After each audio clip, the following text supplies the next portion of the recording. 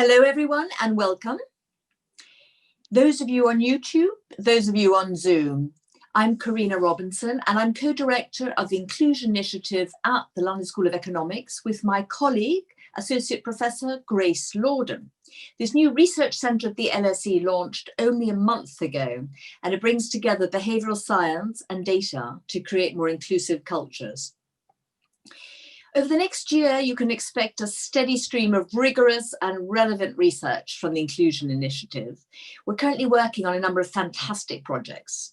They range from exploring how artificial intelligence can be used to promote inclusion in the workplace, to considering how luck versus effort is attributed across groups, to quantifying how COVID-19 has affected workers in the UK and what can be done to deal with this. On the admin front, do follow us on Twitter at LSE_TII or sign up to our newsletter. And that's going to be on the chat function. This event is recorded and what we would very much like is wonderful questions posed on the chat box and we will answer them in the last 20 minutes. Now, this is the third of our Open Door, Open City webinars. And the name, it speaks for itself, doesn't it? We aim to open the door to the city and to business, to all talent, and to make sure they're included. That is the best way to breed a culture of openness, to breed a culture of productivity, of collaboration, and ultimately profitability, which is what allows firms to survive and prosper. We're very lucky today to have as our guest Vivienne Artz, Chief Privacy Officer at Refinitiv, a financial data company, and President of Women in Banking and Finance. We're going to talk inclusion, the future of data, and privacy. Vivienne, a very big welcome to Open Door, Open City. Thank you so much, Karina. Absolutely delighted to be here today. And I'm really looking forward to our discussion. First and most exciting, or maybe just for us, but I should hope for the city itself, would you like to elaborate on the work Women in Banking and Finance and the Inclusion Initiative are doing together? Oh, I'd be delighted to. Thank you so much. So Women in Banking and Finance have launched their first research program ever. And we're absolutely delighted to be collaborating with London School of Economics, particularly Dr. Grace Lorden, and also the Wisdom Council to bring this to life. So it's a 4-year program, and the first part of it is looking at the phenomenon of the missing middle. So the challenge for us really is that the UK financial services sector is facing a skills shortage crisis, the cost of which is estimated to be about 90 billion by 2030. Meanwhile, we've got highly skilled, high caliber and experienced talent pool, and they're leaving the industry in significant numbers, mostly women. Too few women get to the top, and we know that concept of the permafrost, which is the mid-tier where women don't progress or they leave the sector. And we're also finding that the gap between male and female employment in financial services is around 150,000, and it's risen steadily since the 2008 crisis. And although we're doing a great job at ensuring that we get a balance of men and women at the entry level, the likelihood of women progressing to senior management within financial services is worse than in any other sector. So the work that we're doing with the LSE, we're really excited about, because it is going to come up with some practical recommendations around what our members and organizations can do to actually address the missing middle. So the phenomenon we've known about for a long time. And in fact, when I became president of Women in Banking and Finance, and what generated this effort was I went to members and I said, what are the two things that are worrying you most? And one of them was around how do we demonstrate a return on investment for our D&I spend? And the other one was talent. It's leaking. We've got them coming in and we're doing our best to promote them up, but we're just leaking in the middle. So what do we do about it? So that's the initiative that we're working on together and really excited. So we launched our initial survey findings at the London Stock Exchange Group virtual market opening on the 26th of November, and a bit of a sneak peek on that. One of the initial findings was that, guess what, women don't lack ambition, surprise, surprise, but what they do lack is opportunities. And so that's what we're going to focus on. That is wonderful, Vivienne. And actually, on a personal note, I think, you were at that sort of stage when you were at Citibank. Did you ever think of quitting? And if so, why? And what made you stay? Oh, that's a personal question, isn't it? Yes, I think there were times when I really did want to leave.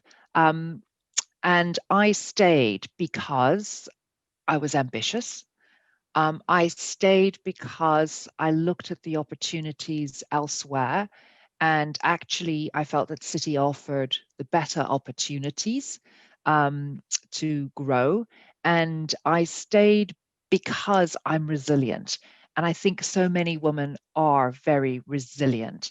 So yes, there were frustrations and there's times when you do feel you want to go, but I think resilience and being able to create some of those opportunities. So one of the things I loved about City was that because it's so big, it did offer opportunities. You had to often make them yourself, but the opportunities were there, both internally and externally.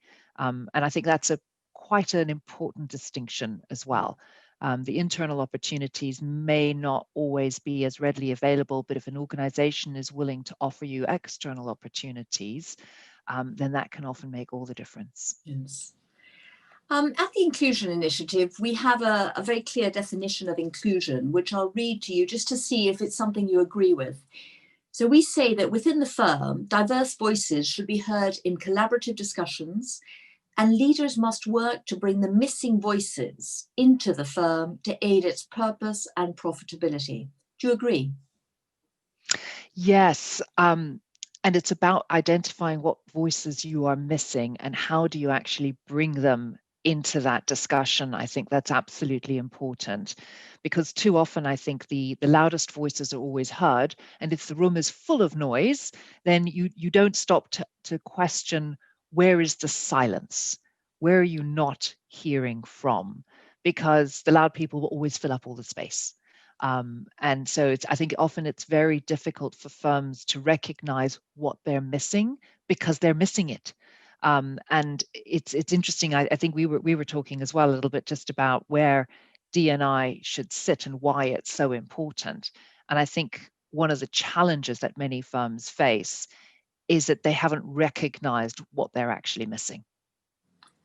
That's a very interesting statement, because until you have those other voices there, it's very difficult to understand what they can bring.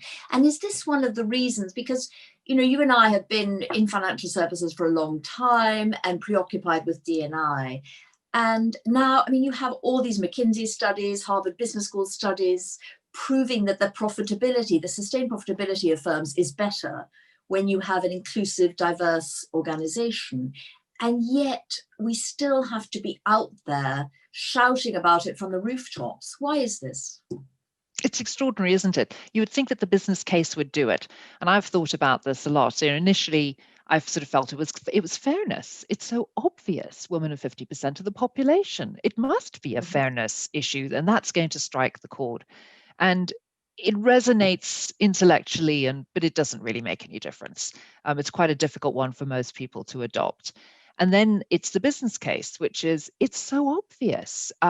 Firms operate better, staff are happier, you're better reflective of society, and actually firms seem to be more resilient as a result. So surely it's the business case.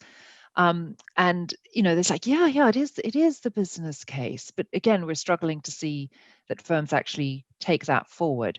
And I think the one that perhaps is resonating more now is talent.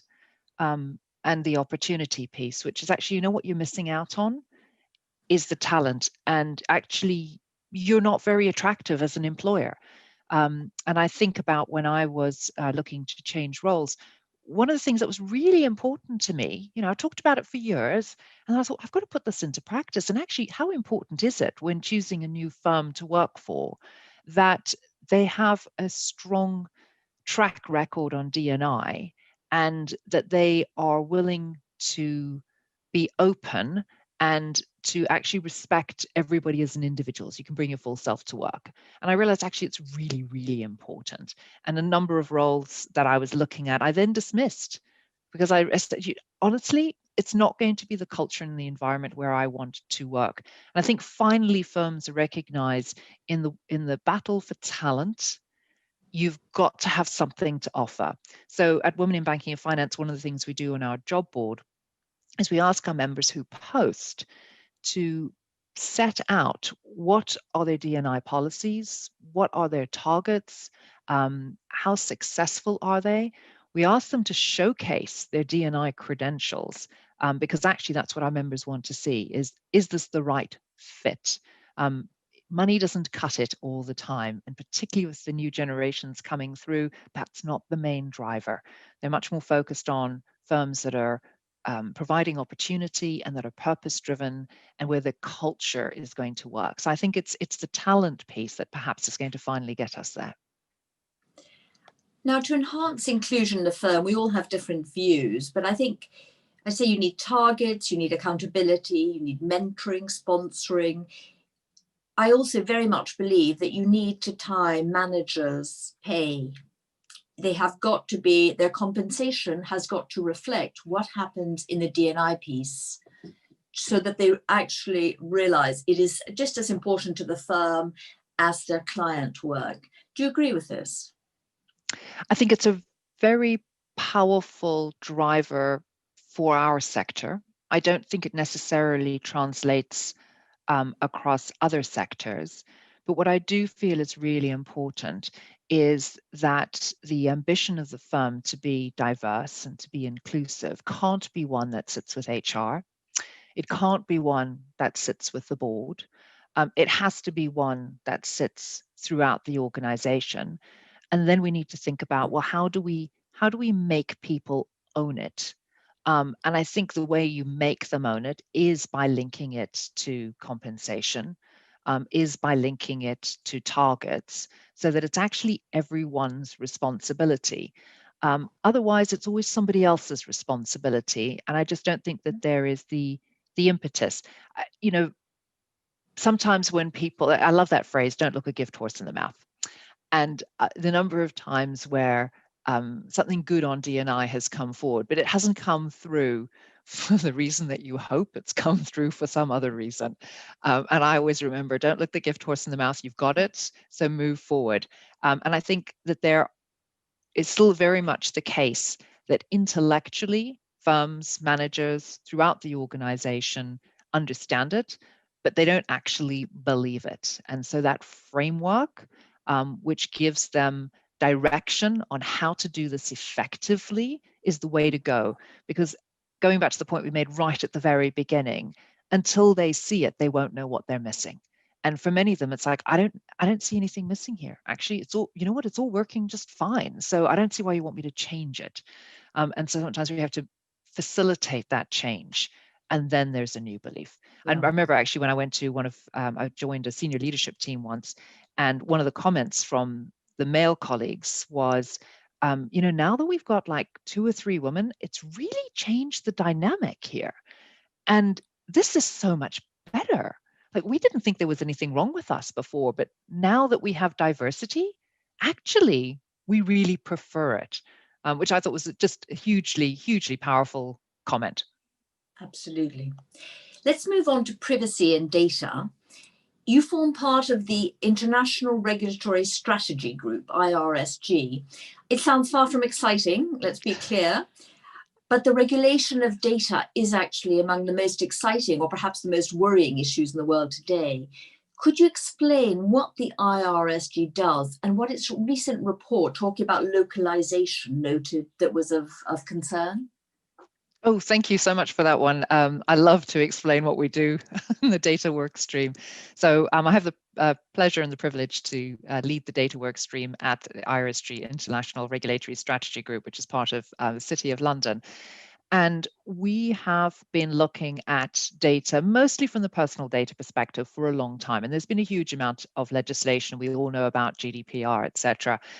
What's interesting is that data protection legislation isn't just about GDPR. 2/3 of the world now has privacy legislation. And you would think that that would create a better framework for data sharing, given that so many countries now have data protection laws. And actually what we're seeing is quite the opposite. It's much more fragmented. And what we're also seeing post the financial crisis is an increase in behaviors by both legislators and regulators across the world to require data to be localized or to create barriers to data sharing. So that could be banking secrecy laws, outsourcing restrictions, privacy laws, all sorts. There's some interesting examples. I mean, traditional data localization jurisdictions are China, Indonesia, Brazil, etc. But now we're seeing a huge swathe of jurisdictions where data is being localized overtly and by implication. So, the recent decision between the EU in the EU about the US, the Schrems II Privacy Shield, knocked down the Privacy Shield and has meant that, the biggest flow of data for Europe is to and from the US. And now they've knocked down one of the biggest mechanisms to enable that. And the follow-on guidance that's being provided is just incredibly onerous, that the impact is effectively to localize. So the importance of the report really was to raise people's awareness of why data is being localized, often to protect data, to create local jobs, to ensure regulator access, but actually it often doesn't achieve that end at all. And so the recommendations in the report were really around other ways of doing it. So thinking about data in the bigger context. So for the UK, in 2018, I think the value of the digital trade was 190 billion. And financial services took up 89% of that, which is absolutely huge. We need data. We need the free flow of data to facilitate business, innovation, and trade.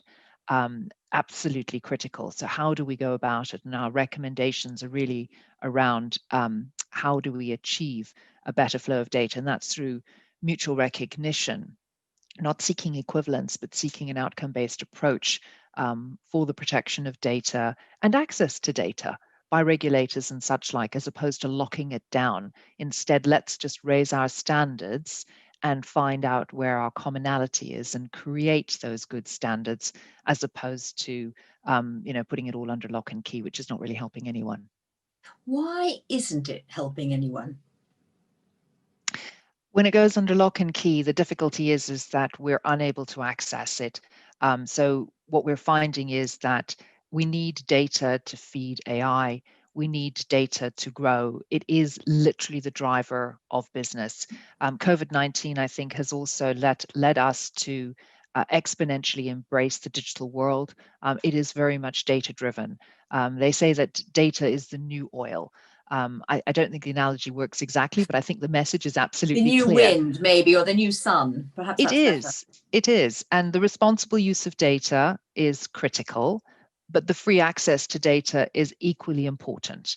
And we need to find that balance. And some jurisdictions have got the balance in one way, others have got the balance heavily loaded in the other way. And I think there's certainly an opportunity for the UK to define a middle ground in terms of that balance between how do we protect data and yet enable business and trade, because it is absolutely what we rely on. And in financial services, it's critical. And that's what we do at Refinitiv. We're a data-driven business and we're all about data. It feeds the financial system. It improves our ability to manage risk, to create opportunities and to serve customers. But Vivienne, aren't you and the IRSG, I mean, fighting against the tide because we've got more balkanization of the web itself? I mean, what China is trying to do and what other authoritarian regimes are looking at is actually the whole idea of the World Wide Web and this free flow of information is something that goes against a lot of the countries where the leaders are not necessarily democratic. And how are you going to work with these countries to make make the ideal solution come out of it? Well, I think we're not trying to change the world.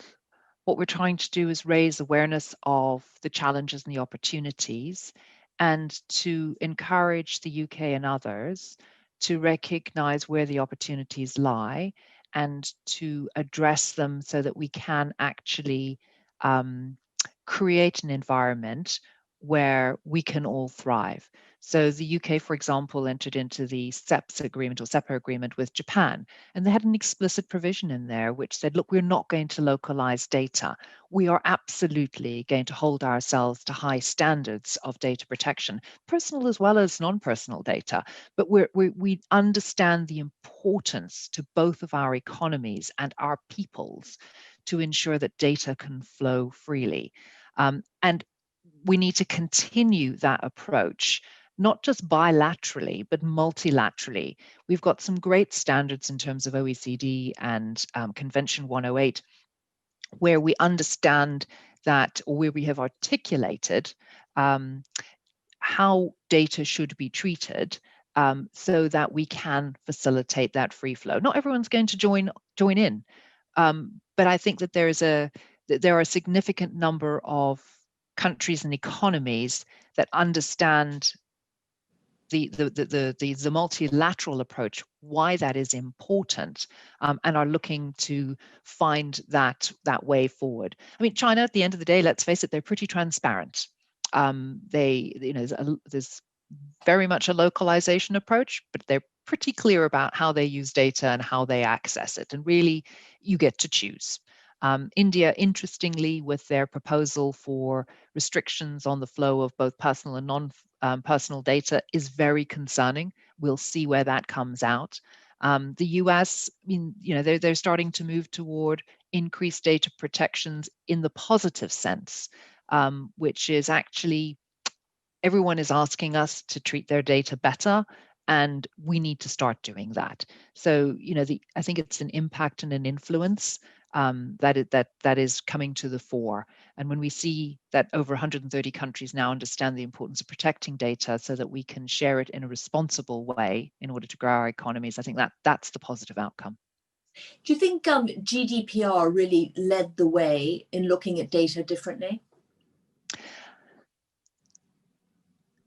GDPR does look at it very differently. And I think what's interesting about GDPR is that it has married the concept of data protection and fundamental human rights together. And the concepts, right to be forgotten, portability of data, the importance of consent, rules around the roles and responsibilities in relation to data, have been adopted in many other jurisdictions, but the restrictions on transfers, not so much. And the marrying together of data protection as a fundamental human right, not so much either, because from a legal perspective and a cultural perspective, it doesn't sit well with many other jurisdictions. So I think GDPR has come at it with what they feel to be a gold standard, absolutely, and it is a very high standard, but I also feel that it's one that's frankly not achievable or attainable outside of the EU, because it is so highly prescriptive. Okay. Culturally and legally. The thing is when personal data becomes a fundamental human right, then how do you balance that against other obligations and other requirements? So if it's a fundamental human right, can I monitor your phone calls? Maybe not in your home, that sounds terrible. But what if you're a trader? I need to be able to monitor and supervise what you're doing.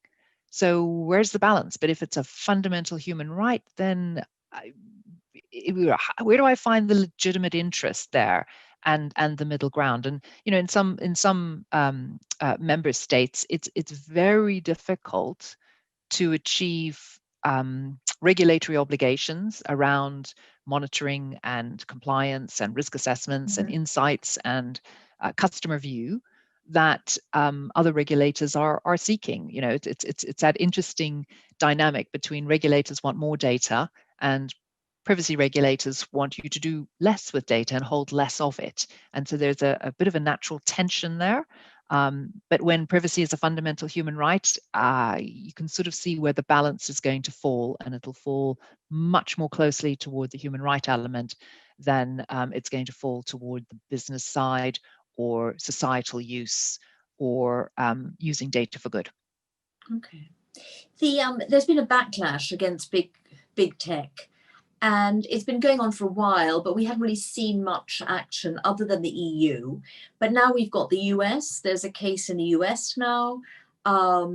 You've got cases US, UK, EU, and also an attempt to come up with new regulatory approaches.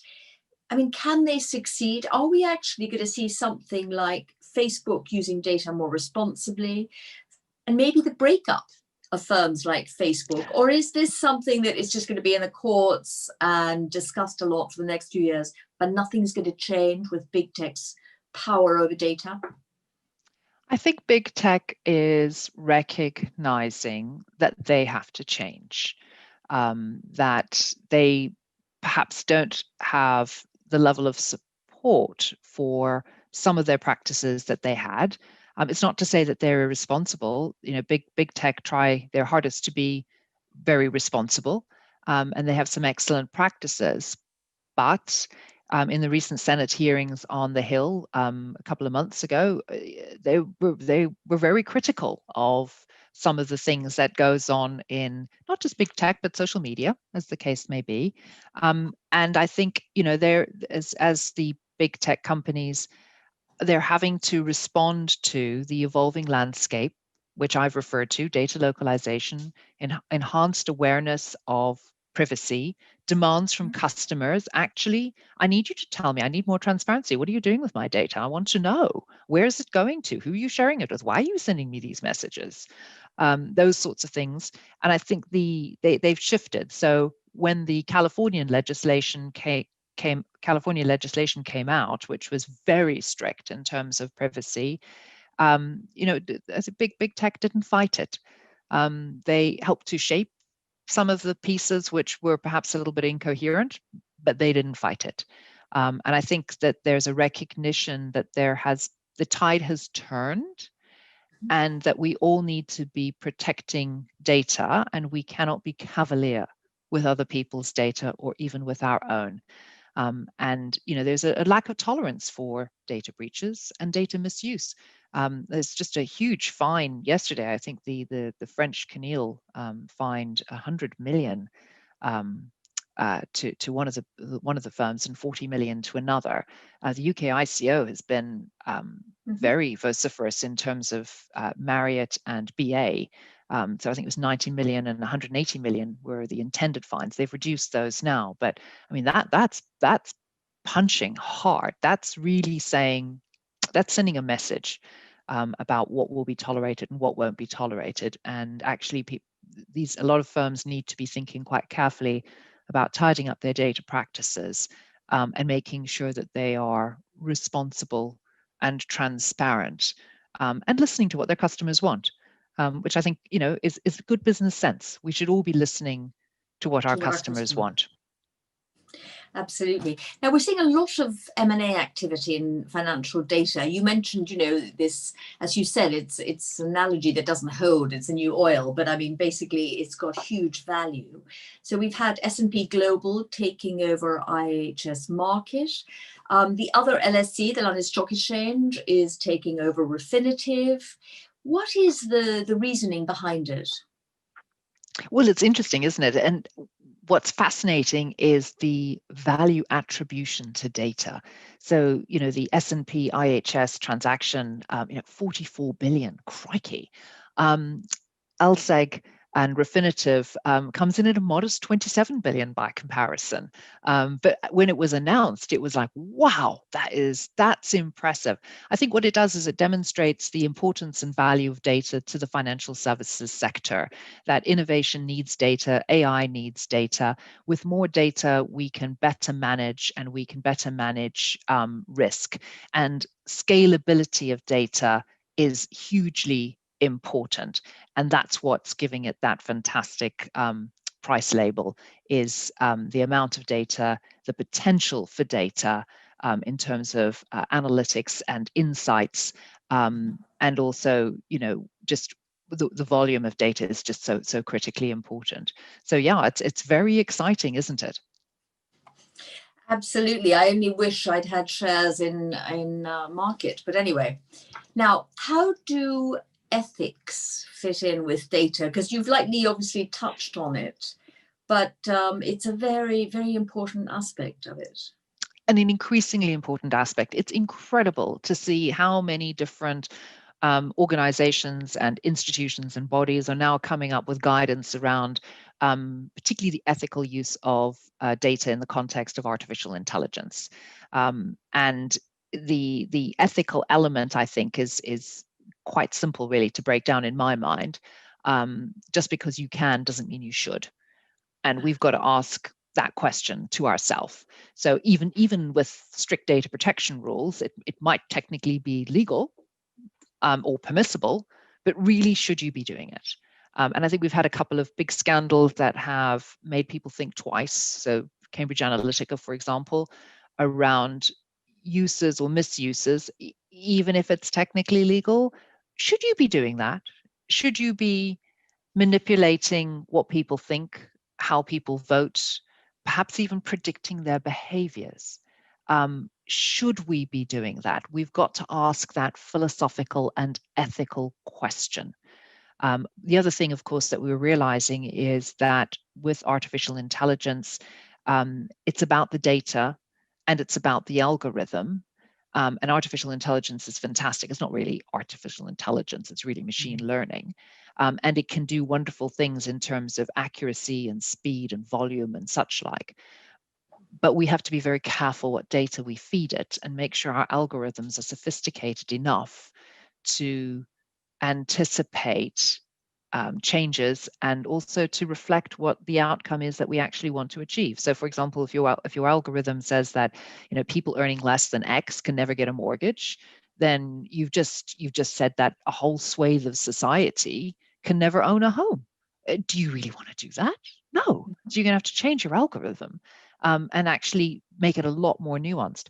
The other piece, of course, is the data. We're finding that the data is so biased. So interestingly, Amazon actually pulled a recruiting tool which they had put in place, which was based on machine learning, because they had fed it with CVs of existing senior individuals across a broad range of sectors. And they were quite surprised when they launched the recruiting tool, and it was shortlisting like 95% male candidates. They're like, well, why is it only shortlisting male candidates? It's like, because you taught it with male CVs only. So when it was seeing all of these like women's colleges or anything that related to anything other than the male format that you'd put in, it rejected them. So it's about the data and the algorithm, and that gives rise to the ethical question around, just because we can, does it mean we should? And we have to think quite carefully about what are the outcomes that we want to ensure as well. And I'm actually delighted that we're thinking increasingly in that way. It's not just about profit. It's not just about achieving a goal, but actually, and I think this is very influenced by our experience of COVID-19, is what do we want to look like as a society, and what's right for us? I think it varies depending, between cultures and such like, but what is actually good and right for us? Well, it's so interesting you mentioned that, because I think COVID has led to a change, to an emphasis on empathy, to an emphasis on the problems we had in society, like inequality, etc., have been made infinitely worse by COVID. So how can we work to try and temper those issues? and in a way that many people before perhaps hadn't had time to think, or hadn't had it presented to them so obviously in these ways. So perhaps, you know, out of tragedy can come a better society, which would be a dream we all have. So in fact, let's return to D&I, which is part of creating a better society. In Germany, they're imposing quotas on companies to see progress in senior directors. Now in the UK, we have targets, and do you know, as somebody who, when I left the LSE, if anybody had said quotas for women, I would have said absolutely not. In my 30s, I would have said not. In my 40s, I would have said, well, we seem to have a problem. And now, age 57, I want quotas. Now, what about you? Interesting. I did a debate on this a couple of years ago, actually, and I was very persuaded on quotas, but I'd actually taken up. I was given the non-quotas argument, and for me, it was very much around merit. I didn't want to get there because of a quota, but what was interesting was the audience was swayed by quotas. I actually lost that debate, and I could see why. Which is, you know what, persuasion, logic, business cases, common sense, fairness, and the evidence in front of us should be changing what our society looks like, and particularly the gender balance overnight. Really, really, is it rocket science? It really isn't. And it isn't. So, you know, I'm always reluctant about quotas, because it's that sense of you want to get there on your own merits. You want to have been able to achieve it because of who you are and what you've done, or your potential. But perhaps sometimes we do need to go down quotas. And what's interesting is I know they introduced them in Norway and other countries, and you know the response was, well, watch out. You know, honestly, the sky is going to fall in. Business is going to collapse. It's going to be the end of the world, and it isn't. It never happened. There was never a car crash. And I get where you're coming from. And perhaps if we don't make the progress that we need to within a very short time scale going forward, because I can't handle these sort of, you know, in 100 years time, we'll finally have equality. We're not going to be here in 100 years time. And besides, we've already had a whole bunch of 100-year anniversaries, 100 years of women having the vote, 100 years of women being allowed to practice law, 100 years of women being able to serve in the armed forces. Really? And we're not even equal in any of those.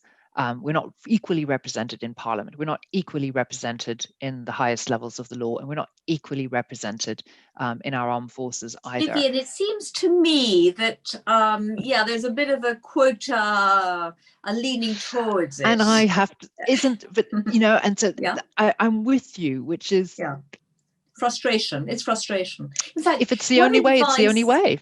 It's the only way. What advice would you give to your younger self? And then we will turn to the audience for questions. I think to my younger self, I would say two things. Actually, it's something I did as my younger self, and I would say, yes, do that again. Let's have a 5-year plan. A 5-year plan helps you to think about the future and helps you to focus your energies in the right direction. Don't just bob along in life. Who knows what will happen? And you will not then be focused on what you want to achieve. Have a 5-year plan. You may not make it, and that's absolutely fine. But as long as you've had that ambition and that focus, then you will have something to reflect back on to say, did I get there? Didn't I get there? What do I need to change? So I think a 5-year plan is really important if you're actually going to get on with your life. And then the second thing is to live in the moment. I think too often when we're striving and we're looking ahead and we're growing and we're developing and we're on that journey, that we're always focused on the next goal and where am I going to be, and I'll enjoy it when I finally get there. And life's a journey. You don't ever get there. You've got to enjoy the journey en route. And so to my younger self, I'd say take the time to enjoy every moment of it where you are, and don't always look too far ahead. Enjoy where you are, because today will never come again. So yeah, I'd say take that time. Very good. Thank you for that. Now let's turn to some of the questions. I understand, now this is one of them. So I understand there's value to data privacy. Don't you think that there are also big downsides to protecting data? Countries with more relaxed privacy laws seem to be making more progress in AI and the technology race. Would you relax the current GDPR rules? Well, I'm not the government, so I can't. But it's a very good point because, who leads in artificial intelligence and innovation? China and the US. And do they have strong privacy laws? The US has many, but they're, I think the Schrems 2 decision gives you the answer. China, interestingly, has a draft privacy law that's currently being negotiated. Sorry, it's going through their process at the moment.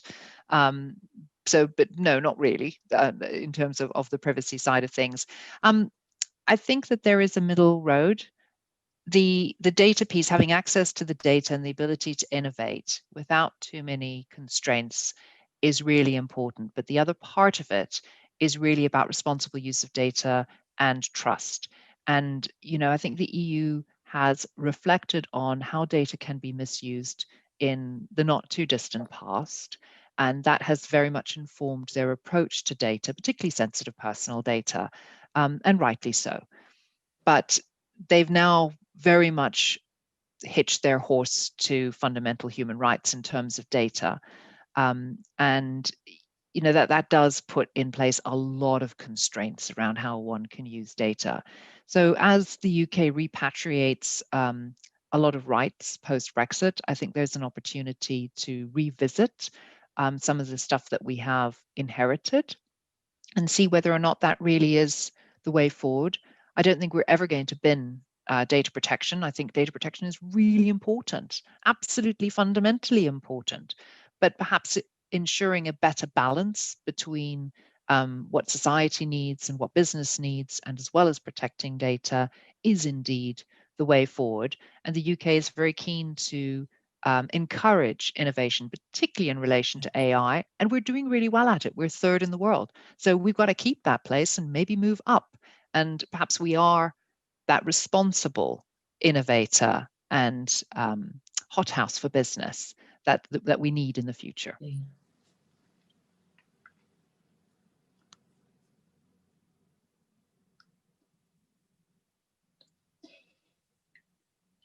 How does one collect fully representative data and manage organizational-wide culture change when they operate globally in countries that have highly heterogeneous ideologies around inclusion and exhibit various levels of tolerance around what is culturally acceptable?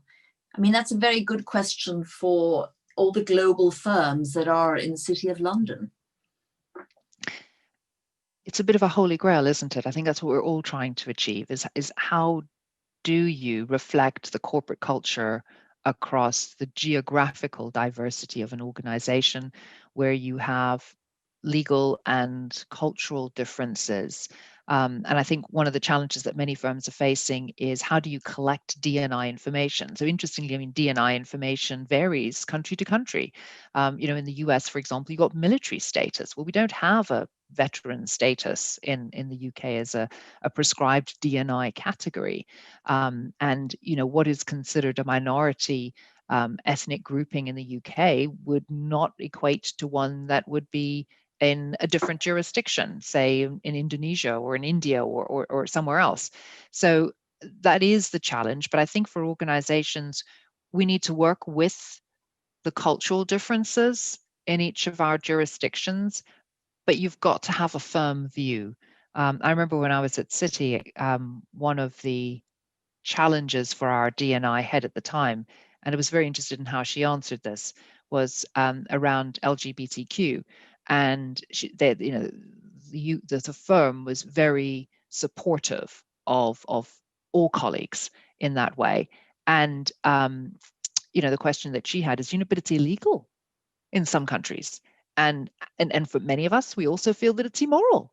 So, but you, the firm, say that we've got a support group, and we've got policies to respect parenting, same-sex parenting, et cetera. How do you reconcile those? And I think as a firm, they came up with, actually, this is what we believe in. We're not going to force you, and where it's illegal, we're not going to make you declare. But what we're going to do is create a framework which enables you to be yourself where you are allowed to be yourself. Can't change the laws, can't change your culture, but in our firm, we'll allow you to be whoever you are and support you in that. And I think that's probably the way forward. I thought that was really inspiring. And we can only do our best. But I think the piece about diversity is that we're all very different.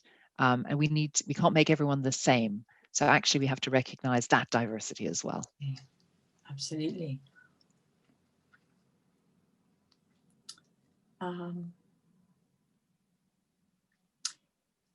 Now, it has indeed been 100 years since female suffrage, and as you mentioned, too little has changed.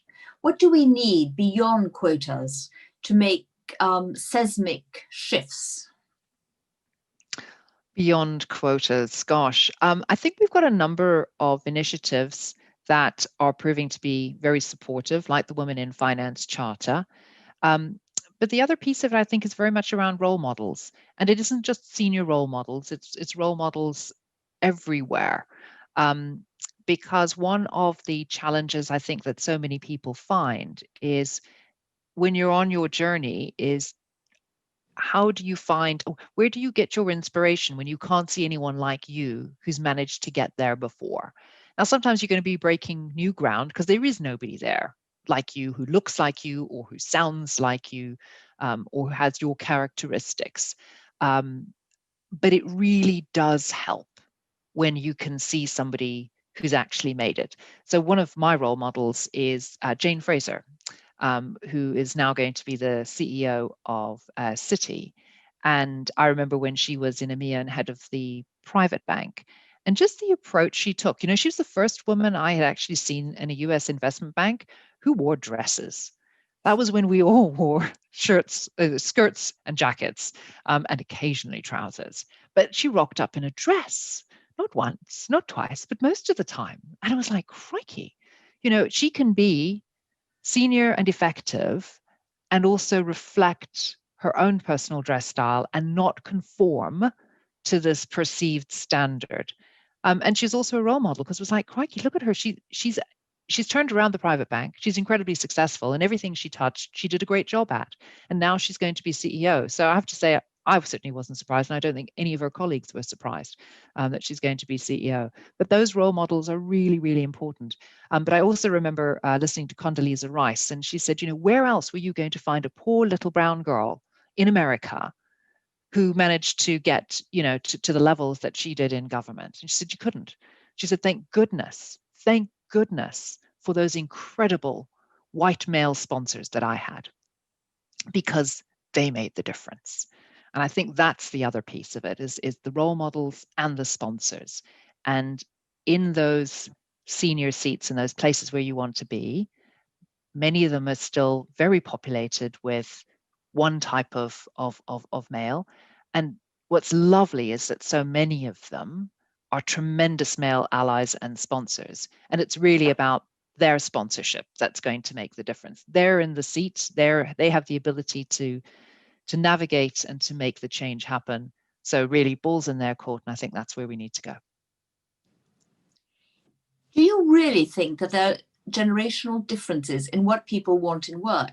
People's attitudes have been shown to change over the life course. People in their 20s are more likely to vote Democrats, and those over 40, particularly women, are more likely to be conservative.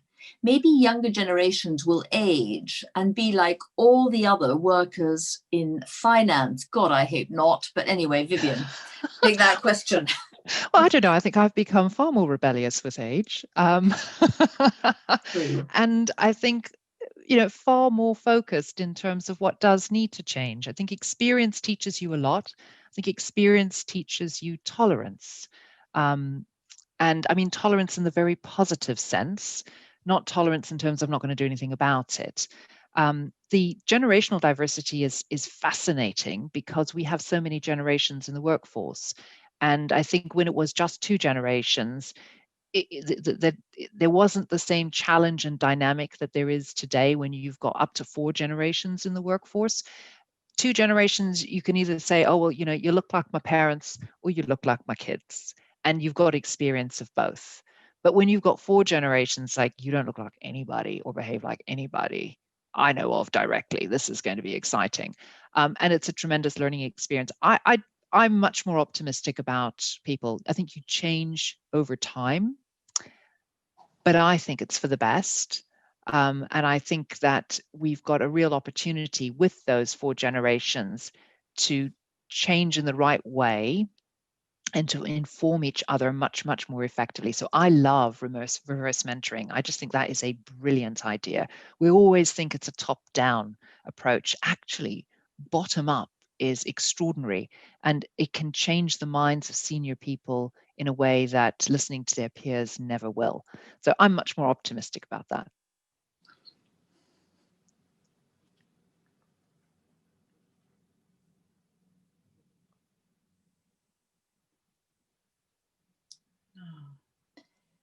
You will forgive me, but I've had a few technical issues. Oh, it's always trying to navigate these boxes and things, isn't it? And I'm always terrified that if I'm going to move around too much, that I might actually just press the wrong one and leave automatically. Which would be an absolute nightmare. Yeah. Now, here's a question for you, which is basically, you stayed en route because you're clearly resilient and formidable. But what advice would you give to others attempting to traverse the complex and taxing field of finance, who are close to the end of their tethers and feel like throwing in the towel? Don't throw in the towel. Find somebody to support you. Yes, I'm resilient, but yes, we all have our low moments. There's been times where the challenges before me have honestly brought me to tears, and it's tough. It's tough, but I think anything worth doing, if you're going to really get places, is going to be challenging. We're not all the same. One of the things I think is really important is that going at it with a sledgehammer is usually very ineffective. And I love the analogy of running water. Running water can erode a mountain over time. And if you're not getting where you want to, you're not getting what you want, think of running water. Stop bashing your head against the stone and actually find a way around. But the other part of it is find a network and other people who will give you that support and insight to help you to be more resilient. And that's one of the things I love about Women in Banking and Finance. I, in fact, initially had always steered well clear of women's networks. I thought, honestly, I'm very capable. I don't need to go there. I can do this on my own. Thank you very much. And I'm not really that interested. And it was when I hit the glass ceiling that I suddenly realized, crikey, there's something structural about this. And I need to find out more. So I joined the Women's Network and actually realized that everyone else was also having the same or similar challenges. And it is in that community that I found my strength and determination to go forward, and made some terrific friends and learned so much. And I have to say, from the day I joined the City Women's Network until now, as I'm soon to be stepping down as President of Women in Banking and Finance, the most impactful, influential, exciting, fun, challenging times I've had are with my colleagues in those networks and in those organizations. And the impact it's had on my career, I would say, has been immeasurable. I would never have achieved or managed to get to where I am today if it hadn't been for my first step to join a network and to find that support, inspiration, and challenge from everyone else who was there. And can I add to that, to the lady asking the question, everybody looks at women who've so-called made it and they think, my God, they could deal with anything. And how many of us have cried or have just said, I just can't bear this anymore. And we've made it through for a diversity of reasons. But I think what Vivienne has pointed out is creating that community around you matters hugely. And a lot of those people who look like they've got their act together, you know, behind the scenes, they're struggling just as much as you are. So, and really in life, one needs balance. And I always think it's one of the reasons to work. You work to earn money, you work for intellectual stimulus, because we are talking about professional jobs here. But you also work because in your personal life, when things go wrong, isn't it lovely to have work to escape to? So you never know where happiness comes from. But I think a balanced life is not a bad place to start. It was actually interesting. One of the survey findings, or the initial findings, was around the importance of work and the value that it brings to many of the female respondents. That actually, it's not just to earn money. It really gives you value and identity in your life. Anyway, sorry, Karina. No. I think this might have to be our last question. And this is wonderful because it brings together data and inclusion. Do you think there are gaps in the data landscape, internal company data collection, which can be used to continue to develop the business case for more inclusive working practices? There are absolutely gaps in the data. And I think that's one of the things that we're seeing with artificial intelligence. So it's interesting, I think taking a too cautious approach to AI and saying, oh gosh, there's lots of potential risks, let's not do it, is not the way. What we need to do is aware that there's lots of potential risks. So let's have a go, identify them, address them, and then keep moving forward, because the benefits are there as well. So the thing with AI is, or machine learning, is that you can see at speed and with a significant amount of clarity how the data can be distorted or where you are missing data, so that it's giving you extraordinary outcomes that you weren't expecting. We do need to improve our data sets. And it's interesting with the ESG focus that many firms are now embracing, is recognizing that there's a huge amount of data that we just don't have about biodiversity, about our environment. How do we actually measure ESG? And certainly in relation to diversity and inclusion, what we're recognizing is that we need to collect the data in order to understand what is the landscape, and then to analyze the data so that we can make the interventions that we need to in order to change the existing dynamic, and we don't keep repeating the same mistakes that we're making now. So I think the data piece is so utterly critical. We don't have all the data, but interestingly, if we start playing with it, then we'll soon find out where those gaps are, and then we need to go and collect that data and then use it responsibly. Thank you, Vivienne. This conversation could go on, but unfortunately, time is always a problem. So many thanks to Vivienne Artz, who we look forward to seeing again as our joint project delivers research results and policies to create more inclusive cultures in the city, and not least because Women in Banking and Finance and the Wisdom Council are working with us on this.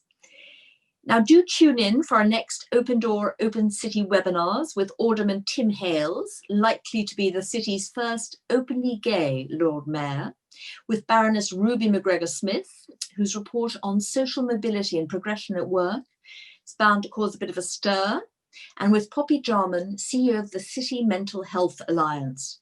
From all of us here at the Inclusion Initiative, many thanks to Vivienne and to our audience on Zoom and on YouTube, and look forward to seeing you again. Thank you so much. Bye-bye then. Pleasure.